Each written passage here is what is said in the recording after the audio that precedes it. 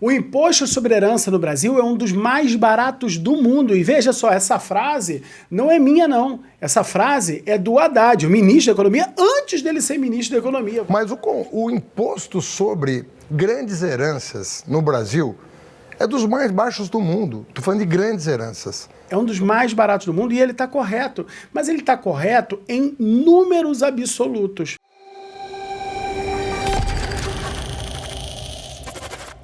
O Brasil talvez seja um dos países que mais arrecada com o imposto sobre herança no mundo. Apesar de ter um dos impostos mais baratos do mundo, ele acaba se tornando mais caro. Olha só, olha como é que é simples, por mais que isso pareça meio paradoxo, olha só como é que esse negócio é simples.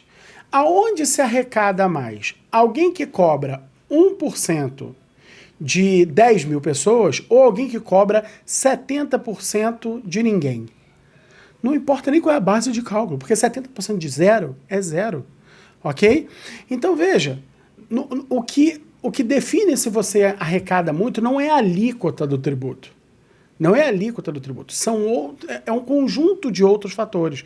Para você ter ideia, países, olha só os países que eu vou te falar: França, Estados Unidos, Inglaterra, Suíça, Japão, Alemanha. Cara, são países que o imposto sobre herança são acima de 40%.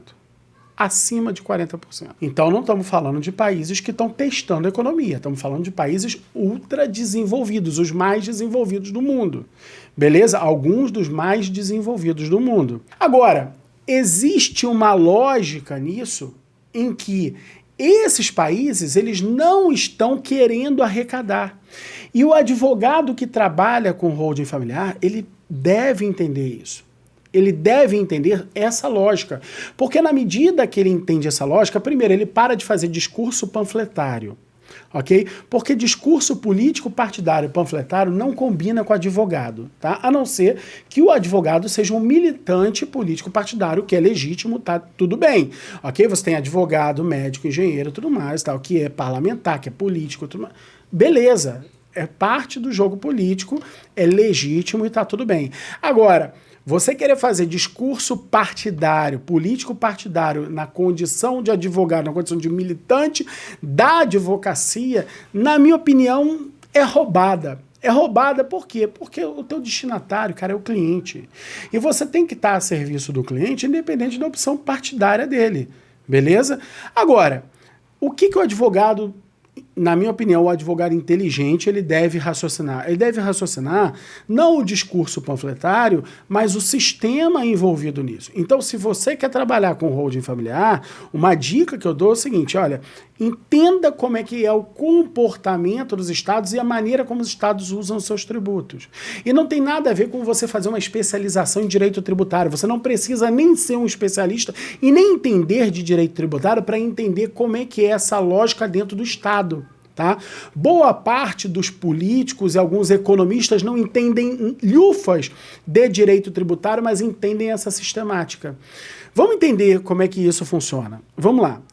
Existe um professor chamado Arthur Laffer, que ele desenvolveu uma teoria e expressou essa teoria através de um gráfico chamado curva de Laffer. Nessa curva de Laffer, ele mostra um gráfico em que num dos eixos é a alíquota, no eixo horizontal está a alíquota de um tributo e no eixo vertical está a arrecadação. Então o que essa curva ela prova? Ele prova que na medida que aumenta-se o eixo horizontal, ou seja, aumenta a alíquota, a arrecadação também vai crescendo. Só que isso tem um teto. Tem um teto que na medida que você continua avançando na alíquota, a arrecadação ela começa a baixar. E por diversos fatores. Por quê? Porque as pessoas começam a evitar aquele comportamento que leva ao tributo. Veja, todo tributo, nenhum tributo pode existir pelos seus belos olhos azuis, beleza? Todo tributo, ele existe por causa de algum evento que acontece na vida real, algum fato que acontece na vida real, que lá no direito tributário a gente chama de fato gerador, beleza? Então, algum fato que desencadeia o direito do Estado de arrecadar aquele tributo e cobrar aquele tributo de você. beleza? Então, ele diz o seguinte, as pessoas começam a evitar aquele fato ou até sonegam, mas em geral é porque elas evitam aquele fato. Então, imagina que o IPVA no Brasil fosse de 70%. Cara, o que as pessoas vão fazer? Não, para parar. Eu vou alugar carro. Eu vou ter outra coisa, eu vou usar carro dos outros, eu vou usar ônibus. Mas ninguém ia comprar carro no Brasil.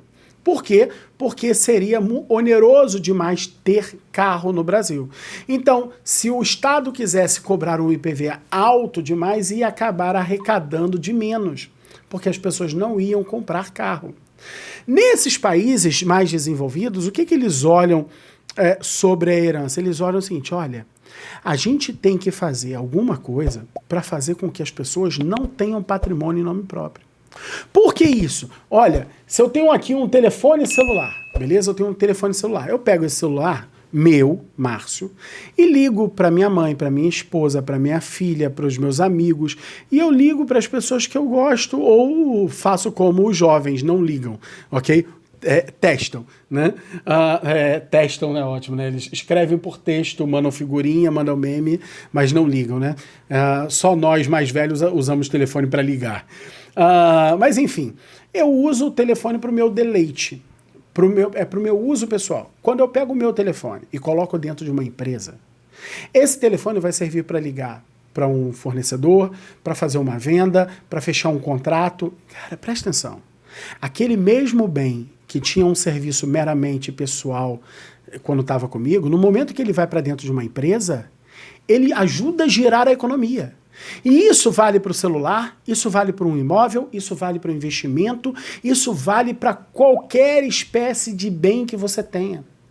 Qualquer espécie de bem, os bens alocados dentro de pessoas jurídicas, mais precisamente dentro de empresas, eles ajudam a mover a economia. Aí esses estados falam assim, então a gente tinha que fazer o seguinte, gente, pessoal, coloca os seus bens aí em nome de empresa. Pô, só que se eu só gritar isso não é suficiente. Então esses estados começam a fazer outros mecanismos para que essas pessoas coloquem os seus bens dentro de empresa. E um desses mecanismos, o que é? É falar assim, ó, se você deixar esse bem no seu acervo pessoal, o dia que você morrer, quando chegar na mão dos seus filhos, cara, e filho é punk. Filho é alguém que a gente gosta mais do que a gente mesmo.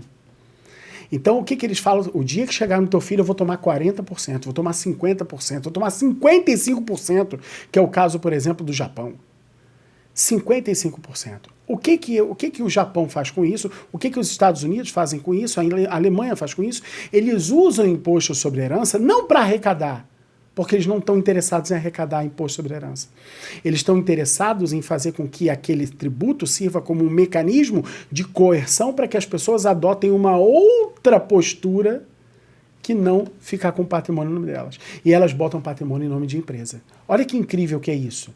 Isso é sensacional, as pessoas não perdem nada. No Brasil, apesar de barato, que é de até 8%, as pessoas perdem. Perdem por quê? Porque tem que arrecadar, porque tem que fazer o bendito do inventário. Agora não, agora as pessoas estão se tocando que é caro esse negócio, mesmo assim é caro, e estão fazendo o holding familiar. Mas até então elas tinham que fazer o inventário. E ao fazer o inventário, elas perdiam patrimônio. Nesses países, apesar do imposto ser muito caro, eles não perdem patrimônio. Então hoje, o discurso que é panfletário, ele está levando para essa situação. Agora, com a reforma tributária, está se discutindo isso.